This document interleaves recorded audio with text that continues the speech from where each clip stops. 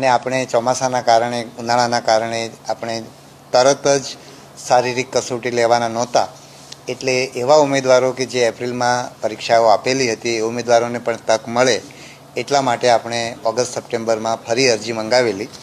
તો જે અરજીની વિગતો છે તો એપ્રિલ મહિનાની અંદર પીએસઆઈની કુલ 4,47,000 જેટલી અરજી આવી હતી અને લોકરક્ષકની છે 9,70,000 જેટલી અરજી એપ્રિલ મહિનામાં આવેલી હતી.